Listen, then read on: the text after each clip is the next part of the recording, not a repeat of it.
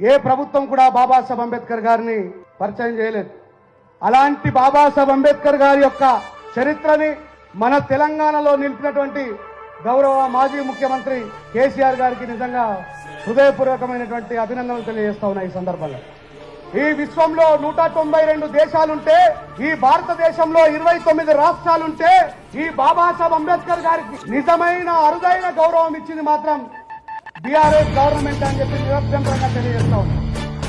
శిఖరాయమానంగా ఆకాశమంత ఎత్తు ఉండేటటువంటి మనందరికీ మార్గదర్శనం చేసేటువంటి ప్రపంచంలోనే కాదు, ఇండియాలోనే కాదు,